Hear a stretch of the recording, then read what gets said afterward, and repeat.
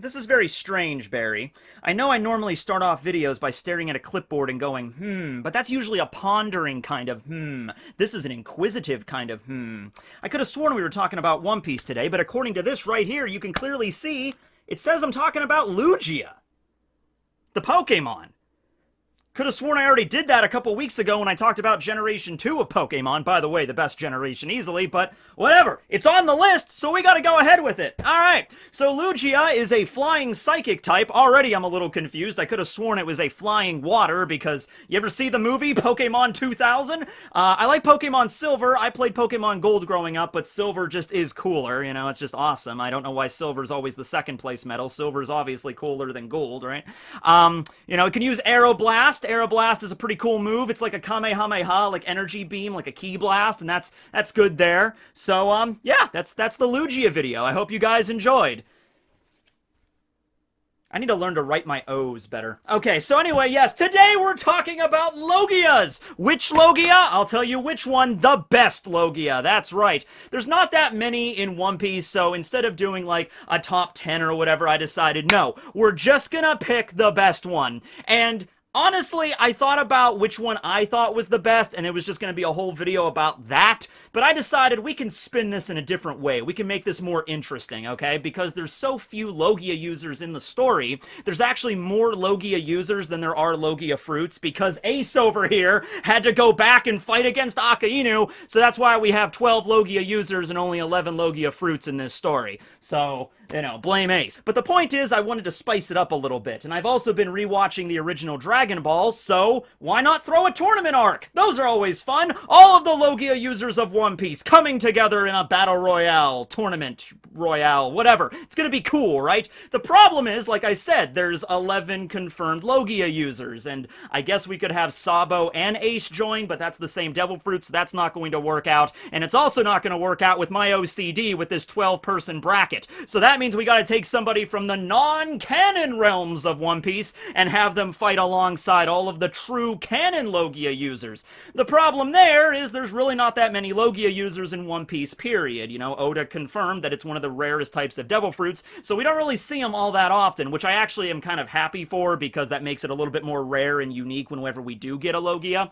But anyway, I don't really have a lot of non-canon Logia users to choose from. I was gonna pick Gil Tesoro from film Gold, but then I realized, wait a second, he's not a Logia user. It's in the same vein as Magellan or Mr. 3, you know, their fruits kind of look like Logias from a certain perspective, but they're not true Logias, they're actually Paramecias, so he's off the table. Basically, I got to pick from Gasparde from the movie Dead End Adventure with his Ame Ame no Mi, or Simon from the Game Boy Advance game that nobody remembers, Journey of the 7-Star Treasure Islands, I don't know, he controls paper, which, yeah, not really that cool, or Honey Queen from the second movie Clockwork Island Adventure, and we're going with Honey Queen, because we're going with Honey Queen. Alright, so here we go. We're going to have a bracket of 12 people. Also, I decided to go with Ace rather than Sabo. Nothing against you, Sabo. You might be dead right now, so I really don't want to make things worse for you. Though Ace is already dead, so we're resurrecting Ace with his Mera Mera no Mis. For the purposes of this tournament, Ace is a zombie. Alright, let's just roll with that, okay? That probably won't have anything to do with the outcome, right? But no, Ace had the fruit for a lot longer than Sabo. Sabo's still kind of getting used to it. He used he used the Fire Fist, but he's still, like, very inexperienced. Meanwhile, Ace, he had it for years. He had a whole, like, slew of attacks, like Crossfire, and, like, the Daienkai, you know, Flame Emperor, and all that really cool stuff on top of his signature move, the Fire Fist. So we'll go with Ace instead. So right here, we have all of the people that are going to be fighting in this tournament that are Logia users. And just like any tournament arc, we gotta choose who they're going to go up against. I decided to use Sabo's hat. So there you go. There's Sabo's contribution to this. We're gonna pick the names out of his hat. Okay, so yeah, we're just gonna go through, we're gonna get a matchup for the brackets, and then I'm gonna go through each match and determine, you know, who would win in that match, and then move up to the next one, and eventually we'll get to the singular best Logia user in all of One Piece. Determined by me and Barry, I suppose. Who do you think's gonna come out on top? I have a pretty good idea, but I really want to go through every matchup to really see and really think about about like the facets of how the battle could go. Something else to bring up, I'm really not going to be accounting for hockey or any sort of situation. This is purely talking about Logia, and specifically the kind of ways that the Logias were used in the story. So I'm going to try to refrain from doing any headcanon or theories on how a fruit could be used. Like, for example, Caribou's Numa Numa no Mi. You could argue that, like, if an admiral had the powers of Caribou's fruit, they would be able to use it to a whole new extreme, or maybe even awaken it. We're not talking about anything like that right now, like what the fruit could do. It's pretty much, I guess, the best Logia user in the story, talking about these Logia users, okay? So we're not going to talk about, like, well, you know, if Monet awakened the Yuki Yuki no Mi, she could do this, or she could do that. No, we're just strictly talking about what we've seen in the story. Who's the best Logia user so far right now, okay? With that being said, we got a bracket to fill out, so let's get to choosing. I'm actually really excited for how this is going to go.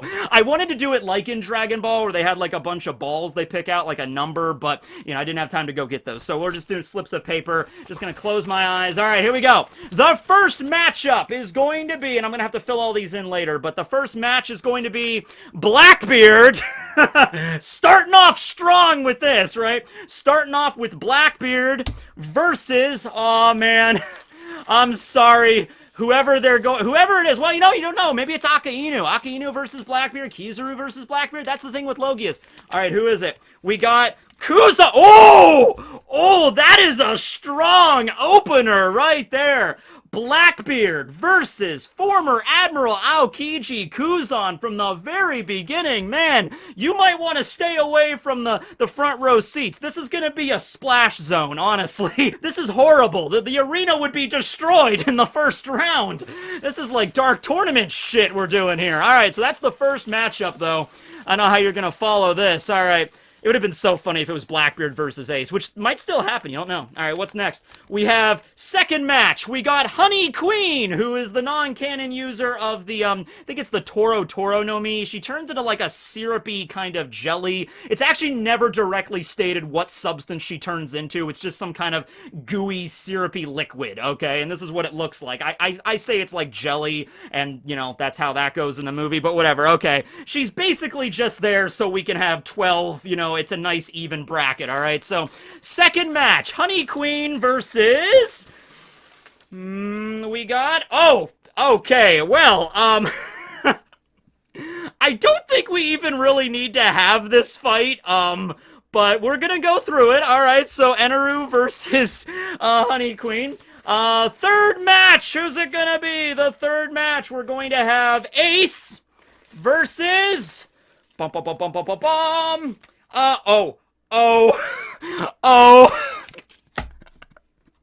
Round 2! Zombie Ace rises from the grave to reap his horrible vengeance. Zombie Ace versus Akainu. Alright, we're gonna go ahead with this. We're gonna see how this is gonna go. I'm gonna have fun when we get to this battle. I didn't say I'm gonna do headcanon with, like, other stuff their devil fruits could do. You know, like, what if Ace trained for 50 years with his Mara no Mi? Then could he defeat Akainu? We're not gonna be doing any of that, but I am going to have an interesting headcanon on how Zombie Ace is going to rise from the grave and fight against Akainu again. You can't take that away from me, okay? So we're going to be doing that. That's the third match, okay? Man, how much money would you pay to see this animated? Next time they need to do a filler arc in One Piece, they don't happen super often, but next time you need to do a filler arc, just do this, alright? This would be amazing. Record of Ragnarok, eat your heart out, right? Okay, what's next? Oh, fourth round, we have Smoker, alright, versus... Oh, Crocodile. Okay. That sort of was, like, hinted to, like, happen. You know, Smoker went after Crocodile at Alabasta, but I don't think the two ever had, like, a direct confrontation because Smoker got captured and then Crocodile left, and then when Smoker got freed, him and Tashigi were, you know, they were trying to help out with the other Marines and everything, and Smoker was kind of going through an existential crisis at the time. So, it's never really happened, but Smoker versus Crocodile, you know, don't count... Also, I guess I need to figure out, like, am I going to be doing this pre-time skip? Because we don't really know much about Crocodile post-time skip, but we know a lot about Smoker post-time skip. I'll worry about that when we get to their match. But that's the fourth match, Crocodile versus Smoker. All right. Fifth match, we have, only a few of these left, we have Monet versus... Who's left on here? Kizaru is left. Caribou. Oh! Okay, you know what? This is... I could kind of see either of these characters winning, really. My gut feeling is on Monet, because Caribou is kind of an idiot, actually a lot of an idiot. But it's an interesting matchup. I didn't consider. All right, so the fifth one. So that means the final match. There's only 2 names left. One is Kizaru. Who's left? Oh. Okay, so 6th match. Caesar Clown versus Kizaru Borsalino. You know what? You want to say Kizaru is going to win, but you also have to understand that Kizaru is going to win. Yes. Okay. So here's the bracket. I gotta make it up here in post-production, but here's the bracket. Here's what we're working with. Let me just write down the names of everybody who's fighting who, and we can get along with this. This is gonna be fun. Let's get this moving. Yes, okay, so let's start with the big bombastic opener to this. You know, the tournament arena is getting ready to go, you know, popcorn, hot dogs, get your soda for an unreasonably high price, and you're all gonna get together like, man, this is gonna be great! And then pretty much everybody in the arena would immediately die from this battle alone, okay? But what a way to go out, I'll tell you. Alright, so, former Admiral Aokiji Kuzan, with the power of the Hiya Hiya no Mi, the Chill fruit, up against Marshall D. Teach Blackbeard with the power of the Yami Yami no Mi. For the purposes of this, it's just the Yami Yami no Mi, alright? So it's before he gets the Gura Gura, or alternate universe where he never gets the Gura Gura, he doesn't have both. This is a Logia tournament, he only has the Yami Yami, okay? Now here's the thing, Blackbeard's Logia is very unique, it is very powerful, and it is capable of, as he stated, to pretty much absorb and suck in everything. And he even went down a list, you know, lightning, fire, ice, gravity, it doesn't matter. Everything gets absorbed by the power of his darkness, okay? But also, Blackbeard has been prone to make some crappy decisions throughout the story. Walking directly into Magellan's poison dragon is one of them, definitely. And on the other side, you have Kuzan, you have Aokiji, who is a, you know, he's very lazy, he seems very chill, but he's a very intelligent fighter, okay? He went up against Aka Inu at Punk Hazard, you know, when he has to fight, when he has to get serious and be tactical, he can do this, okay? And so I think Aokiji would realize pretty quickly, I mean, Blackbeard, if he was going to win this, he would have to, like, not play around like he did with Ace, where, you know, he kind of, like, demonstrated his powers for Ace a little bit by sucking up the entire town and then, you know, like, liberation, and then releasing it all. And he specifically even said, like, oh, I'm not aiming for you yet, Ace. Just wait to see what I can do with this. You know, if he pulls that shit against Aokiji, and Aokiji can realize what kind of devil fruit he has and how scary it is, you know, Aokiji, first off, I don't feel like in a tournament in this situation, I don't feel like Aokiji would just sit there and be like, all right, I'm just going to sit here and just watch what your ability can do without targeting you in the slightest, right? Ace kind of did that too, which is a little curious. He was just kind of watching him, right? But no, I think, like, if Blackbeard opens up the battle immediately with, like, Black Vortex and, like, sucks in Aokiji and then grabs him and then, like, his devil fruit power is nullified, yeah, he might have a chance at winning right there if we're not getting hockey involved or anything like that. But also, you would assume Aokiji, like, Ace didn't really have a mechanism to get him to stay in one place. Aokiji does. So if Blackbeard opens up with, like, Kurozu, and then as soon as Aokiji realizes, like, oh my god, he's, like, sucking me toward him, okay, I can just freeze my feet or turn my feet into ice and then just lock myself into place, right? And he won't be able to absorb me, right? Or he'll have to put a lot more effort in. Meanwhile, I'll create a freaking partisan, like a spear or something, and just whoosh, ram it right through his head or whatever, okay?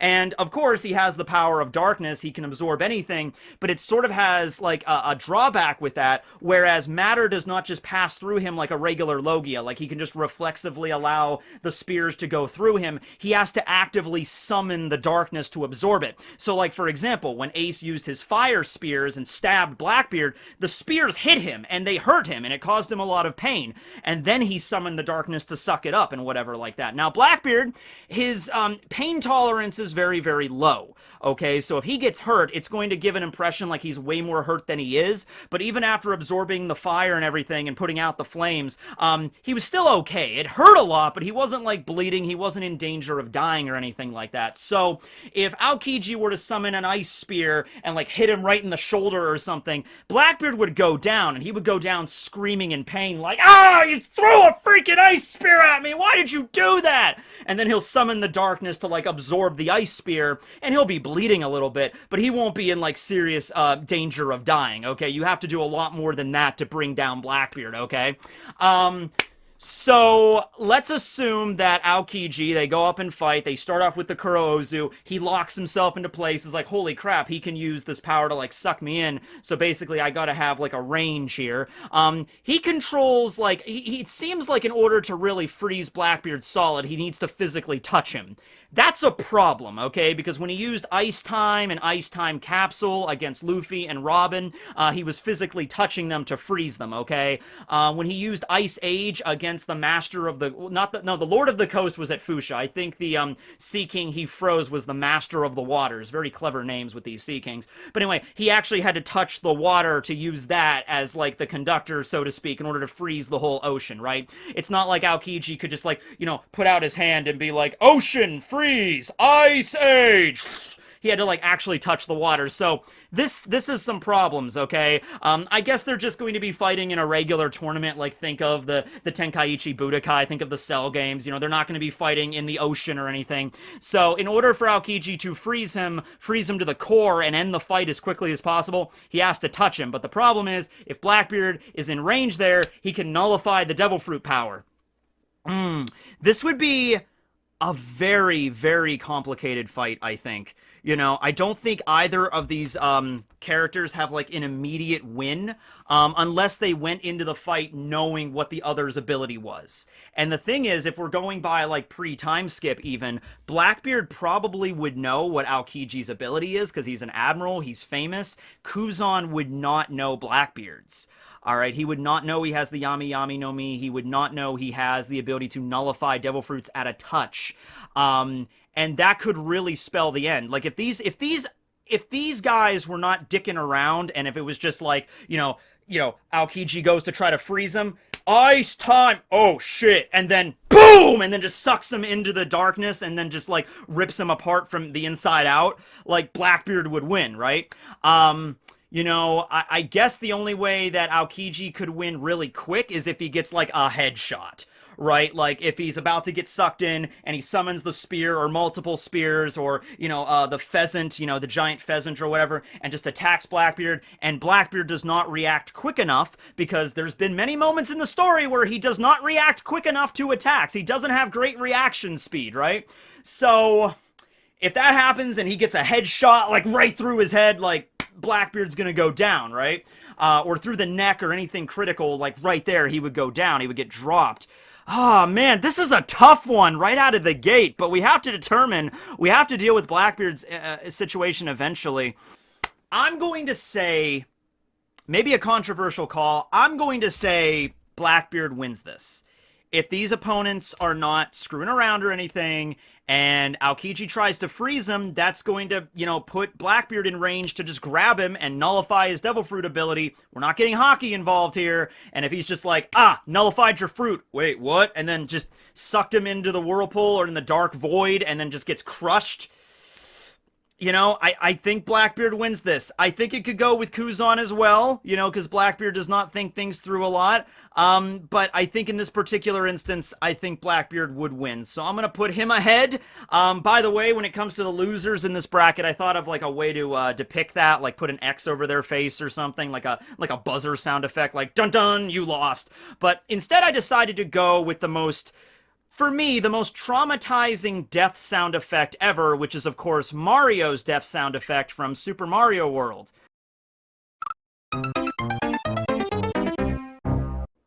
Heard that so many times. So many times! I tried to just get the cape and fly over the freaking bridge level with all the chainsaws. Why were there chainsaws on a bridge anyway? That makes no sense in Mushroom Kingdom or Yoshi Land or wherever that game took place. Alright, so moving on to the next match here.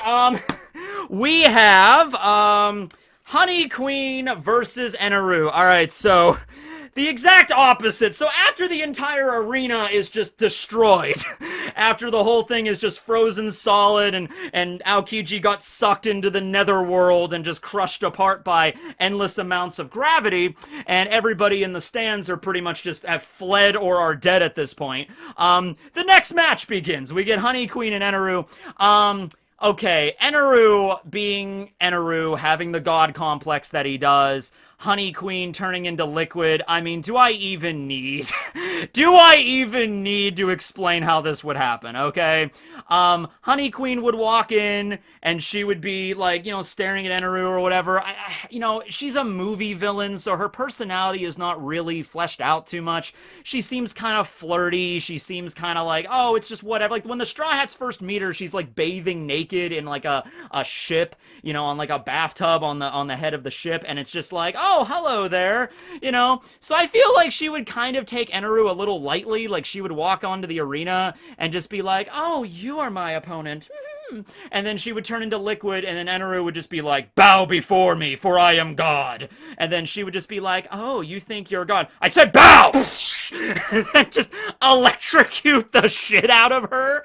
And she's liquid. We don't know what kind of liquid specifically. I don't know, like freaking cotton candy jello? That's technically like a semi-solid? I don't know. She's a liquid because we know she could fit through a faucet, because that's how she was defeated in the movie. She goes through a faucet, and then Nami literally traps her inside of a giant, like, jar, and that's how they win. Nami defeats a Logia in the second One Piece movie, right? But yeah, the fact that she's, like, liquid, like, the electricity, it's a natural weakness. She would be on the ground, probably unable to even form. Like, if she didn't die right out, you know, she wouldn't be able to form back into her shape. And so Eneru takes this. It wouldn't even be difficult. It would literally just be Eneru. Eneru doesn't even need to step into the arena. It's just like, the next match is Honey Queen versus Eneru. Eneru's just eating an apple. And the third match begins! You know, so, yeah, Honey Queen, sorry. I pretty much just put you in here just to even out the bracket. Here's an alternate thumbnail with Honey Queen and Monet. So, there we go. You've unlocked that. Okay. Well, anyway, sorry, Honey Queen, what are you gonna do? Sorry, Kuzan, you gave it your best shot. Alright. Whew, this is, I think, well, we'll see. We'll see. Alright. So moving on, the next bout is going to be the rematch of the century. This is really why everybody's showing up. This is going to be Zombie Ace versus Akainu Sakazuki. Alright? Now, I'm gonna add a little bit of flavor to this one, okay? The fight's gonna be, it's gonna be the same Mera techniques that Ace always uses, same techniques that Akainu, but there's a little bit of flavor here, okay? Ace has come back from the dead, and he's a little bit of a zombie. Like, you can see a little bit of his bones or whatever. He still has the hole. He's like Izuru Kira from Bleach, where it's like Vegapunk has modified him. He's cyborg zombie Ace, alright? He's cyborg zombie Ace that has come back from the dead, and this tournament maybe was all of his idea to get a rematch against Akainu, and Akainu is just like taking a break from his busy schedule as Fleet Admiral, like, I gotta deal with this, okay? So he joins the tournament, and, you know, if there was any crowd still alive in the stands, you know, the ones that aren't dead or electrocuted by Eneru at this point, Eneru probably went overkill with Honey Queen as well. Eneru was probably just like, Raiga! 10 million volts!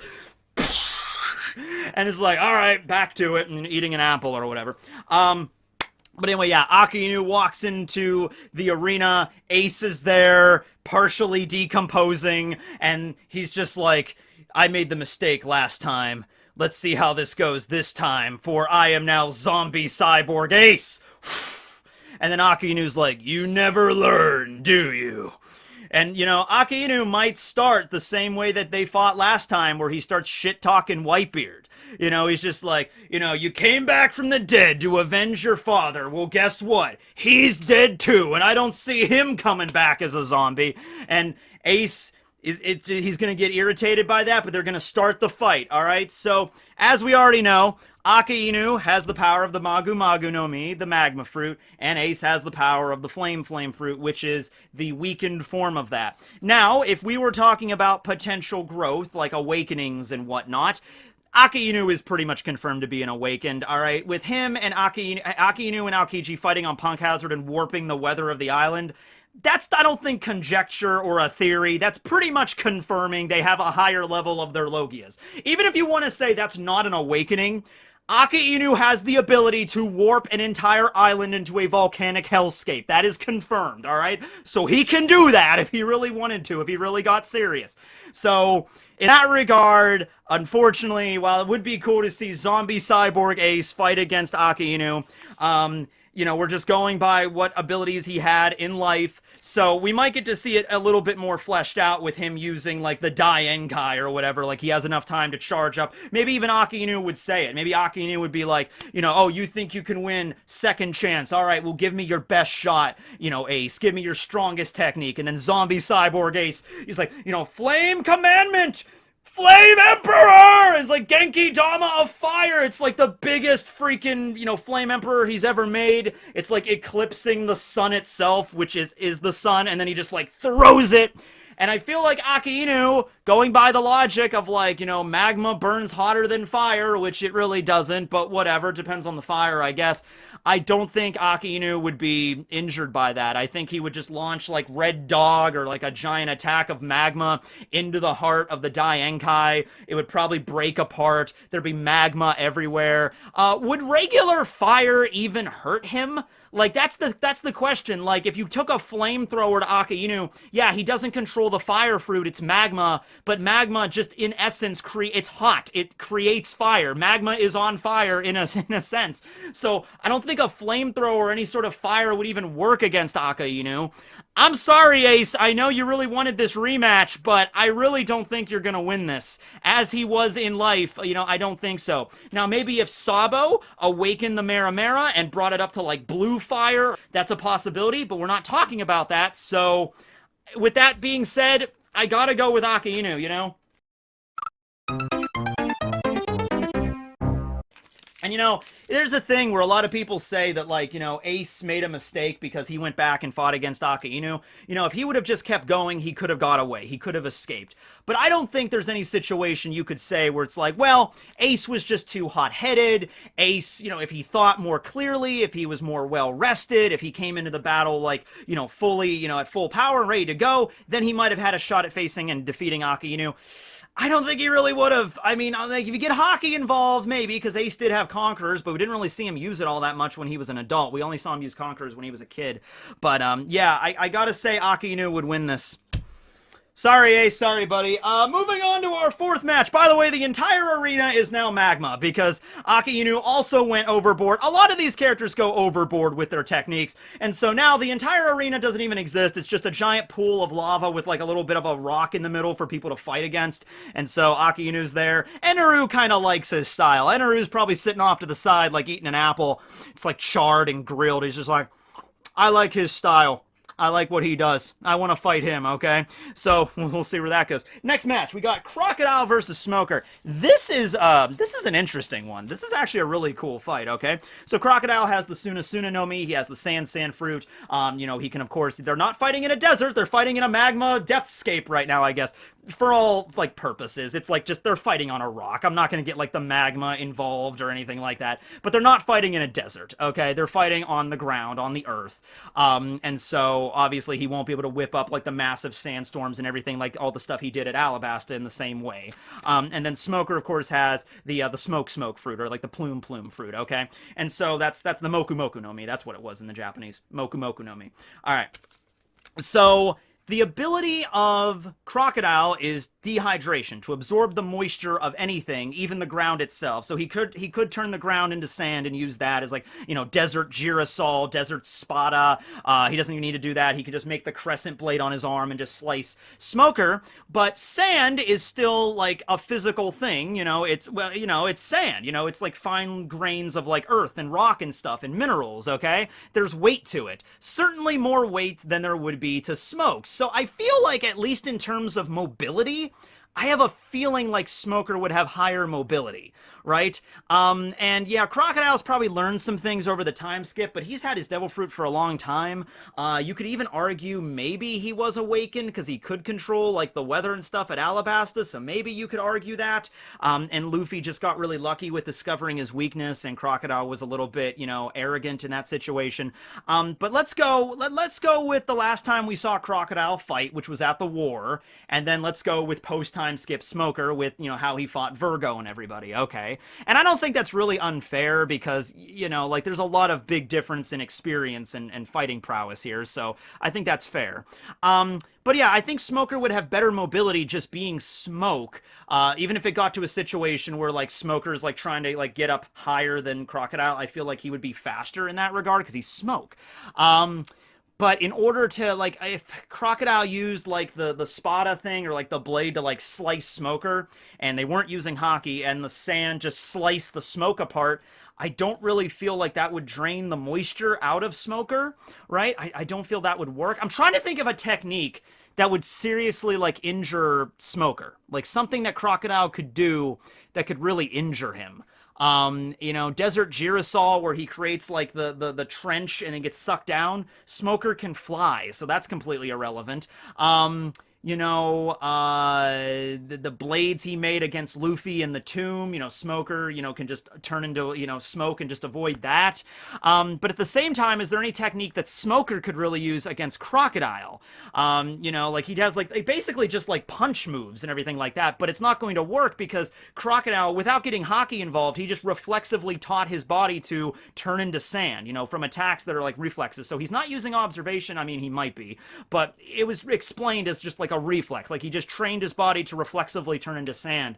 So this is going to be a tough one for me, honestly. And I know probably a lot of people right now were just like, oh my god, Tekking, Crocodile would win this 100%. Like there's no way that he wouldn't win this. Smoker's not going to beat Crocodile. Like, I understand your perspective because Crocodile's like a major villain in One Piece, and he like Luffy fought against him and everything, and meanwhile Smoker is not on that level. I understand the point. I get where you're coming from here, but I'm going through a list of all of Crocodile's moves here, and I'm trying to think, like, without Haki, would anything hurt Smoker, and vice versa, right? You know what? I have to go double check this. I have to go down a whole list of Crocodile and Smoker's moves and see if there's anything that either of them can do that could actually hurt one another. Okay, I'll be right back. Okay, so I just looked through both of their move sets. The one technique I think that could actually do something against Smoker, because there's a lot of moves like Desert Espada or Ground Espada, which are like desert sand blades, but if you can just turn into smoke, the desert sand blades are meaningless. So he has Sables, which is his basically desert twister, like tornado kind of move, where he creates like a twister, like a sandstorm in his fist or in his hand, and then it expands to great size and like blows everybody away. So that's basically kind of using wind at that point to fight, you know, using the sand tornado. But Smoker can do that too. You know, he doesn't have a name technique, but it's like smoke. He can turn into like a smoke tornado too. But, you know, we've kind of seen, we actually have seen that. That's not even like me conjecture. We saw that when he was clashing with Ace. Ace and Smoker's like smoke and fire were like intertwined in like a blazing tornado over Nanohana, over the port city. And they were like blazing together. And so they were blazing together. Smoker and Ace were blazing together, man. Like, hey man, let's not, just put aside our differences here, you know? Oh man. Okay, alright, this would be a long battle. I feel like this would probably be, after all of these fights, which a lot of them were probably decided, like, right away, this would be a battle that would last a while, with the no Haki limitation. That's the thing that's really a kicker here, the no Haki limitation, right? But, if we're going with that, okay, and no weapons, too, because Smoker has his staff, but I don't want to do this with weapons or anything. I didn't do weapons for anybody else, you know, I didn't do Eneru with his staff or anything like that, just the Logia powers alone. That's like what you're limited with in this arena.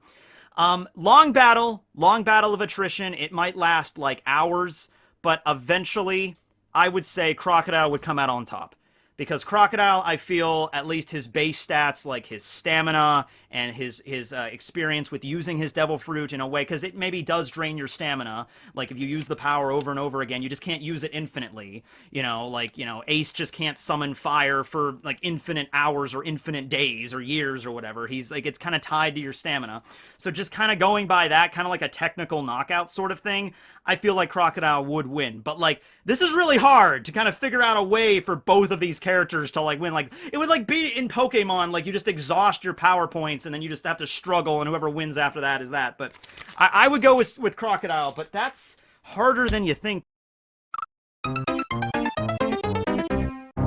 So next round we have Caribou versus Monet. This is going to be an interesting one. So Caribou has the power of the Numa Numa no Mi, yada yada yahoo, which is the swamp fruit, basically turning him into mud, and he can store pretty much anything he wants in like this infinite pocket dimension inside of himself. It's very disgusting. Now, is it really infinite? That's kind of, you know, debatable, but for all intents and purposes, it kind of is. He could store a lot of stuff in there, you know, like guns and ships and people, you know, so it basically is infinite. Also, by the way, Caribou has been missing from Wano, like at the raid on Onigashima, so, you know, put a pin in that. We're not going to talk about that right now, but maybe another video. Maybe I should make another note here.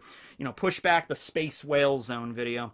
Anyway, so that's the Numa Numa no Mi, and then we have Monet's Yuki Yuki no Mi, which is the downgraded inferior version of the Hiya Hiya no Mi, which is Aokiji's, okay? So Aokiji had the power of cold, not ice, cold, you know, entirely, which ice and snow are connected to that. Monet is just the power of snow itself, the Yuki Yuki no Mi, which kind of is interesting because it makes you think that she literally has the power to control water, just frozen water in a specific form, but she basically has the power to control water, so that's fun there. And she could turn herself into like a scary Yuki-onna, like bird lady with her freaking fangs and everything like that.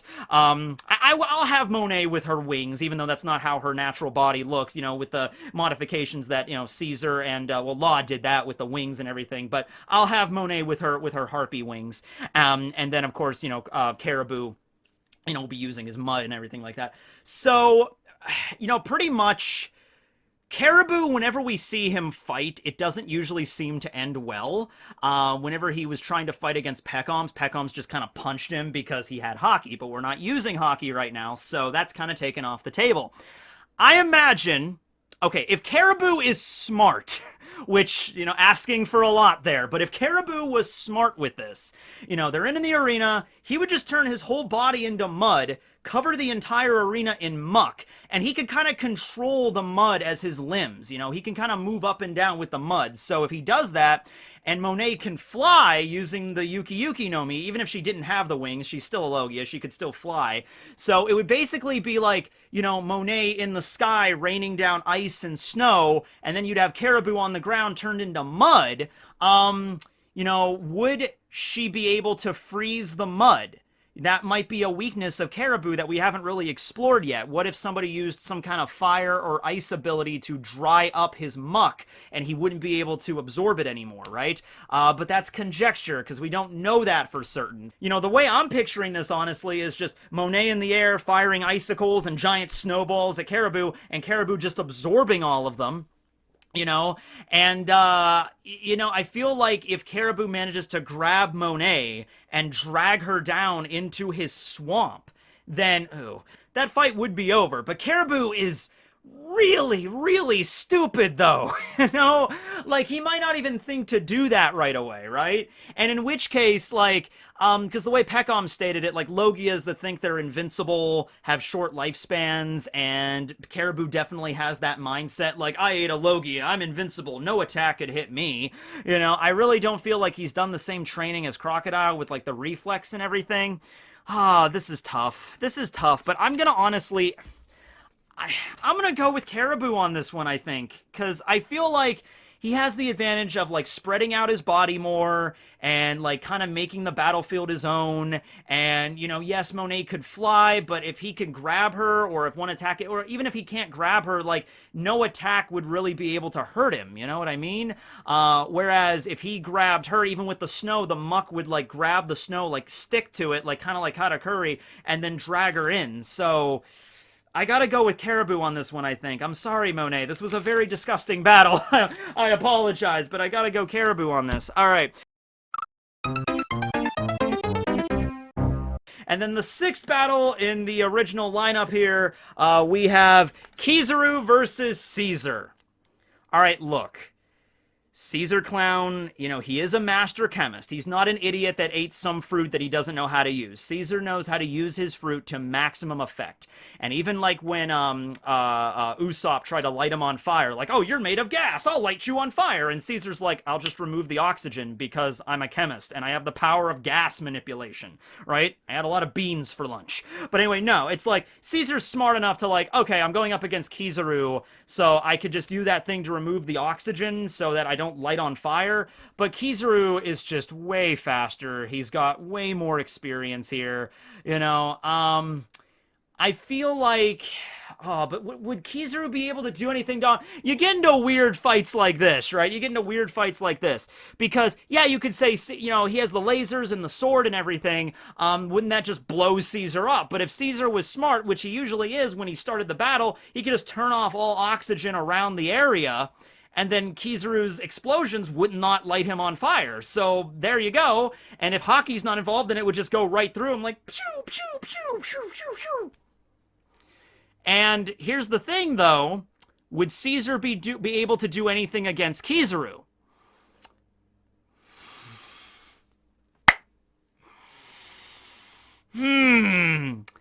He can remove the air from the area. That's how he defeated Luffy.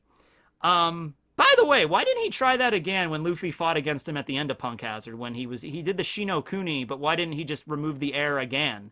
You know, did Luffy just hold his breath for a long time? I don't remember that fight too well, but I feel like he didn't use that again afterwards. I don't know. Because he can remove it so he can survive, but yeah. Okay, if he did try to do that thing where he removed the air from the area and then Kizaru noticed that, Kizaru could just speed out, like light speed, zip out of the area where, you know, Caesar can infect it, because it is an isolated area. He can't, like, you know, remove all of the air from, like, the planet, okay? It's just, like, a specific area around him, right?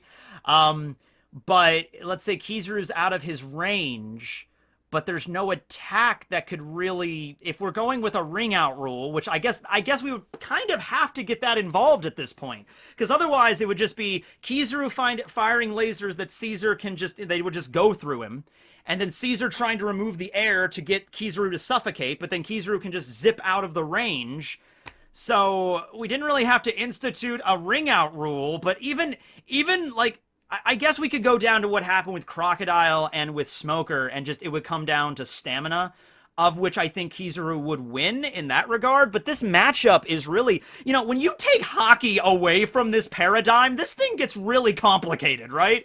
Because, yeah, think about it. What else would Kizaru do? Unless, yeah, Caesar would just exhaust himself because he's maybe not used to fighting with his fruit so often. You know, he's not a fighter. He's a scientist. So he would just get exhausted from using his fruit so much, and then Kizaru wouldn't, and then he would just win the battle of attrition. So I gotta go with Kizaru here, but you would feel like this battle would be over in 2 seconds. With Haki, it definitely would be. But without that, it would be a war of attrition, definitely. So, yeah, sorry, Caesar, but Kizaru. All right. So here are our matchups for the quarterfinals. We have Blackbeard versus Eneru. We have Akaido versus Crocodile. And we have Caribou versus Kizaru, or Borsalina. All right, so let's get started. Let's have Blackbeard going up against Eneru. Both of these people, their personalities are very interesting. Blackbeard has these Machiavellian schemes, but he's also kind of, you know, short-sighted a lot of times. And Eneru is so damn arrogant to, like, the maximum possible degree, like, literally the maximum possible degree, where he thinks he's a damn deity, right? I feel like in this matchup, though, I feel like Eneru's boastfulness and his god complex is stronger than Blackbeard's own, like, what I mean is it's more of a detriment than Blackbeard's short-sightedness. I think that, you know, Eneru would go into the arena thinking that he would be able to win immediately. And it's also, just to add a little bit of a continuity thing to this point, at this moment, all of the competitors know what each other's devil fruits are. So at this point, Eneru would know what Blackbeard's ability is. Eneru would know what Blackbeard can do, right? And so if they go into the arena And, you know, Eneru, I could see it playing out where Eneru's like, ah, you absorbed that man's ice powers with your darkness, but your darkness is nothing against my lightning! Pfft! Eneru would totally think that, like, oh, even though I've seen him with this dark power, I would be able to beat it. I would be able to break through his darkness because I am Eneru. I am God. One lightning strike. I'll summon the strongest lightning bolt I can and finish him in one blow. And then Blackbeard would know that that's coming, and he would make, like, a vortex around him to absorb the lightning bolt. And, at that point, I think Eneru would be shocked and stunned, kind of the same reaction that happened with Luffy, like, Gwa! And then at that point, Blackbeard would use Kuro Ozu to suck him in. I think Eneru would not be expecting this. He would be throwing lightning, and it might shock, you know, Blackbeard, but Blackbeard has really high endurance here. Eneru really doesn't. When Eneru got solid hits on Luffy, it hurt him, okay? He's got chiseled abs and everything, but he's so used to being intangible, he's so used to just being able to be Lightning God and do all that stuff. And remember, in an SBS, Oda even answered this, where he was like, oh, yeah, if Eneru was a pirate on the Blue Sea, he would have a bounty of 500 million, which is very impressive, but there's so many strong people, Eneru would not rule it. And I think it would probably be in the same category with Peckham's, where he's a Logia and he thinks he's immortal, and one step further, he thinks he's God. So he would try to electrocute Blackbeard, Blackbeard would absorb it, and then he would get sucked in, and Eneru would be like, wait, what? Boom! And then, you know, kind of the same thing there. It would be a wild fight. I mean, it would be cool to see Eneru and Blackbeard go up against each other, but I think I gotta go with BB on this one. I really do. I think they both have their personality flaws, but Eneru's are way more detrimental, like by an order of magnitude. So I gotta go with that. All right, so best Logia user. Sorry, Eneru. All right, what's next? We have, that would be Akainu versus Crocodile. That actually happened already before, okay. So Akainu versus Crocodile. We did see that his sand was capable of, like, slicing Akainu, because he did that before with, like, when he was saving Luffy and Jinbei from it. But I would imagine, like, I'm going with Akainu on this, like, just out of the gate, because I feel like, you know, when it comes to, like, hit-and-run tactics, or just, like, slicing Akainu really quick and leaving, or summoning Sables to blow him away, that's one thing, but, like, you know, trying to get away, trying to escape, or trying to change opponents or whatever, but in a straight-up one-on-one fight between Crocodile and Akainu, I feel like, you know, Crocodile would not be immune to the magma. You know, sand, it would turn into glass, it would break, you know, he wouldn't be able to keep it up for long periods of time, right? He might be able to get a few, you know, attacks in on Akainu, but when Akainu goes truly ballistic with magma, like, there's a reason it was called, like, the strongest, like, or one of the strongest, the top tier physical destructive devil fruits, okay? And I do not think that sand powers would be able to really hold up in a long-term fight with that, okay? Crocodile would give it the best he can. He would turn the ground into sand. He would summon the Sables. He would try to dehydrate, you know, Akainu and everything like that. But I feel like, you know, like just waves of magma, like, boom, wave of magma, boom, wave of magma. Like, how many of those could Crocodile dodge or take when there's an entire volcanic eruption going on? Maybe, yes, if Crocodile does get close enough to Akainu to grab him and, you know, or cut him and, you know, drain his moisture out of him, maybe. But, you know, Akainu could just cover his entire body, like, bubbling over with freaking magma. The sand would probably just turn into glass, or, like, just disperse or melt. So, like, melt the glass, because it really is that hot. Like, in the context of One Piece, it's super, super hot, and he wouldn't be able to, like, reach him. And, you know, after getting bombarded with so much magma attacks, I don't feel like Crocodile would be able to win. I don't feel like he would be.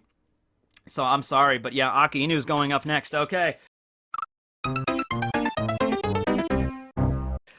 So moving on now, we have Kizaru versus Caribou here. Yeah, for this one, I'm gonna go with Kizaru. This one, I think Kizaru is pretty much, yeah, because, like, Caribou turning into mud that can absorb anything, but it's not the same kind of absorption that Blackbeard has, where it's like this intangible, like, field or whatever, or he could suck in fire or lightning or suck it in with, like, gravity. His is literally just muck. And I feel like he could turn into muck and swamp, but then Kizaru can just, like, nuke and just, like bomb the entire area with his lasers. And even if Caribou would be able to absorb all the lasers, which I doubt he would be able to, and like resist the bombing and everything like that. I doubt that, but even if he was able to do that, we're back to the war of attrition, and I think Kizaru would just be winning that. Okay. So, yeah, I'm going to go with Kizaru for that. Sorry, Caribou. You made it further than I thought. All right, so now we have the final three. We have Blackbeard going up against Akainu, and then the winner of that match will go up against Kizaru for the title of Best Logia User, or Best Logia Fruit. I don't know exactly how I'm going to title this video yet, but that's what we're going to do, right? Okay, so Blackbeard versus Akainu. Knowing what both of their abilities are going into it, I'm leaning toward Akainu on this one. You know, I guess Blackbeard could just open up the battle the same way that he opened up with Bonaro Island with Ace, where he just boom, and then like the darkness covers the entire island and then sucks it all in, and so he could try to absorb all of the magma in that regard. Couple of things though. Because the entire battlefield, if Akainu just turns the entire battlefield into a freaking war zone, like as I said, the hellscape, you know, I think Blackbeard's only hope would be to absorb all of that into the darkness. Problem is, that attack, from what we've seen, takes a little while to happen. It's not immediate. It's not just like he slams the ground and everything within a 5-mile radius is just sucked in immediately. It's like, are you done yet? No, it's gonna take a little. Just give me a second.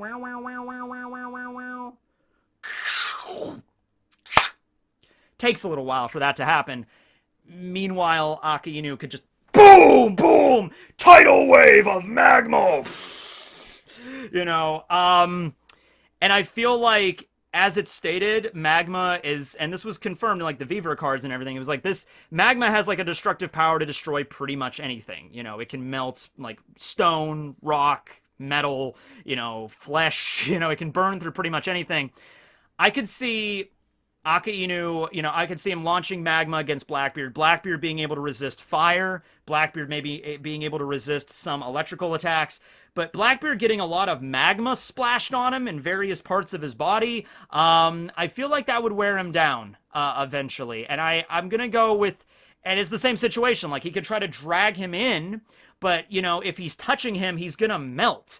So that's an interesting thing. If Akainu covers his whole body with magma, and then gets dragged in, and then Blackbeard grabs him, in order to, like, nullify the Devil Fruit power, I imagine he has to be physically touching him, but the magma, like, would the second he touches him, would the magma disappear immediately? Or would Blackbeard still be grabbing a fistful of magma to, like, melt his hand off? That's a debate. I'm gonna say Akainu on this one, though. I'm gonna say Akainu. And then we finally get to the final matchup. Whether or not you're happy with that, I'm sorry. Probably a lot of people are mad right now. But we have Kizaru against Akainu. And you know what? Splashing some magma on Light, I don't think that's really gonna hurt him. And Kizaru is way faster. Whereas Blackbeard's power was pretty slow, Kizaru's is wicked fast. When I came up with the idea for this video yesterday, I was kind of like, originally, like I said, it was supposed to be just the best Logia, and I was just not even going to do the tournament or anything. I was just going to talk about the best Logia. But I thought about it like, well, I talked about Kizaru already a lot, so I want to do this tournament, but I did have a feeling Kizaru was going to be on top, and it wasn't like I was, you know, distancing myself from that. Like, I'm not doing this with the express purpose of having Kizaru win, but just looking at it, I had the idea his was probably going to be the strongest, but just looking at all of his abilities, his speed, his lasers, the sword and everything, he would be able to dodge, because he can fly, and he would be able to dodge anything Akainu could really throw at him. Even if Akainu turns the whole area into volcanoes and magma, Kizaru doesn't give a shit. He can fly, and magma is light. It just phases right through him. You know, it's the power of light. It's a very broken anime power when handled correctly, right? So yeah, I mean, fire as much magma as you want. Kizaru can dodge pretty much any attack. The lasers, the explosions, you know, I think Kizaru wins this. I think he takes the gold or the silver or whatever we were doing. He wins this. He takes the win on this one. He takes the W. Sorry, Akainu, you gave it your good shot, and it came down to the Admirals, right? It came down to the Admirals and Blackbeard, which, you know, that's pretty much, I think a lot of people figured that's how it was going to go, but Kizaru, man, Borsalino, Yellow Monkey, you reign supreme when it comes to this. And so he takes his celebratory blunt and then goes, and then, you know, he throws a pretty cool party for all of the participants, the ones that are still alive. Pretty sure the world is destroyed by the end of this tournament, but yeah, that's how it goes. Hope you guys enjoyed this video. It went a lot longer than I thought. I've been here for an hour at this point. I'll have to edit it down a little bit, but not too much. Anyway, yeah, that's the video. Let me know on how you think these battles would go. Keeping in mind, we're using the characters, we're, you know, taking their personalities into account. You know, if these Logias were in the hands of other people, you know, maybe it would go differently. It definitely would go differently. And we're also not using hockey or weapons or anything here, just strictly Logias. I think a lot of people probably assumed it would either be Kizaru or Akainu on top, maybe Blackbeard, but I felt like Kizaru was going to be the winner, so that's how it is. I don't have any ant facts for you today. Unfortunately, it's already been a long video. We did Logia facts at the beginning, so there you go. Thanks for watching, everybody. This will be Tekking and Barry signing out.